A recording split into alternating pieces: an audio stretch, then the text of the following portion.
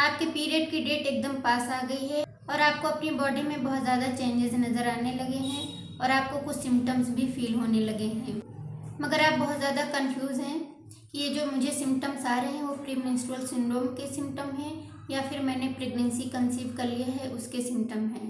Hello friends, मैं doctor Naima Bano. आज की वीडियो में मैं आपको ऐसे सिम्टम्स बताऊंगी प्रेगनेंसी के, को अगर आप समझ गए तो आप ये समझिए कि आप 100% प्रेग्नेंट हो चुकी हैं और ये सारे सिम्टम्स आपके प्रेगनेंसी को 100% कंफर्म करेंगे। और जो मैं आपको सिम्टम्स बताऊंगी उनके पीछे साइंटिफिक रीज़न भी बताऊंगी, यानी कि वो कंफर्म करेंगे कि ये 100% आपके प्रेगनेंसी के सिम्टम हैं। तो सबसे पहले नंबर पर बात कर लेते हैं खान पान में बदलाव होना, चेंजेस होना। आप प्रेगनेंसी ठहरने से पहले नॉर्मल खाना खाती थी, मगर जैसे ही आपका इम्प्लांटेशन होता है, आप गर्भ धारण करती हैं, आपके खाने पीने का रूटीन चेंज हो जाता है, आपका खान पान चेंज हो जाता है, आपकी भूख बढ़ जाती है। पहले आप 2 से 3 बार दिन में खाना खाती थी, जब आपका इम्प्लांटेशन हो जाता है तो आपको दिन में 4 से 5 बार खाना खाना पड़ता है। ये इसलिए होता है क्योंकि जो हमारी बॉडी का मेटाबॉलिज्म होता है वो अचानक बढ़ जाता है, क्योंकि जैसे ही बेबी बच्चेदानी में आता है वहाँ का ब्लड फ्लो बढ़ जाता है और बच्चे को न्यूट्रिशन की ज़रूरत होती है। इसी ब्लड फ्लो के ज़रिए बच्चा न्यूट्रिशन लेता है, इसलिए माँ को अपनी डाइट बढ़ा देनी चाहिए। यह आपको पीरियड मिस होने से पहले फील हो सकता है, मगर आपके जब पीरियड आने वाले होते हैं तो ऐसा नहीं होता है कि आपकी भूख बढ़ जाए। जैसे आप पहले खाती थी वैसे आप भी खाएंगी। नंबर दूसरे सिम्टम पर बात करते हैं, ब्रेस्ट में टेंडरनेस होना। ये आपको पीएमएस में भी देखने को मिलता है, मगर जैसे ही आपके पीरियड्स आते हैं ये या तो एकदम ठीक हो जाता है या एकदम कम हो जाता है, यानी डिस्कम्फर्ट कम हो जाता है।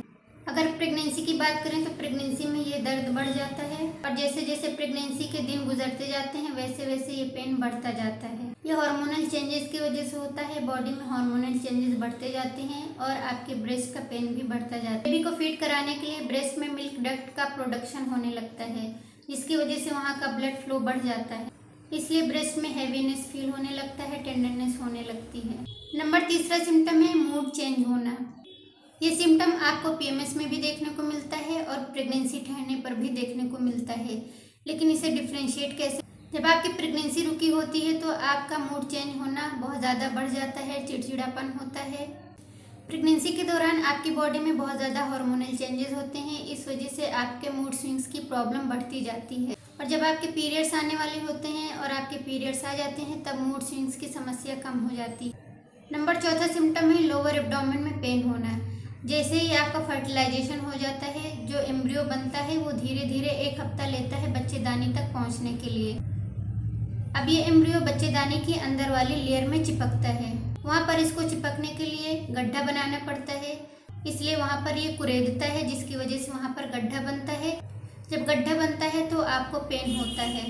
ये पेन हर कोई नहीं नोटिस कर पाता है, मगर जो अपने प्रेगनेंसी के सिम्टम्स को ट्रैक करते हैं उनको ये नोटिस हो जाता है। मगर जब आपके पीरियड आने वाले होते हैं यानी पीएमएस के सिम्टम होते हैं तो पीरियड आने से 1-2 दिन पहले ये पेन होता है, मगर ये पेन थोड़ा तेज होता है, पेन आपकी टांगों तक भी जाता है।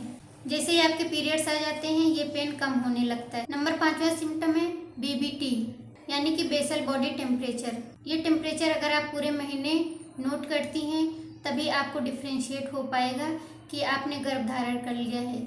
जैसे ही आपका इम्प्लांटेशन होता है वैसे ही आपका जो टेम्परेचर होता है वो 1 डिग्री राइज होने लगता है, लेकिन ये अर्ली मॉर्निंग में ही आपको पता चल पाएगा।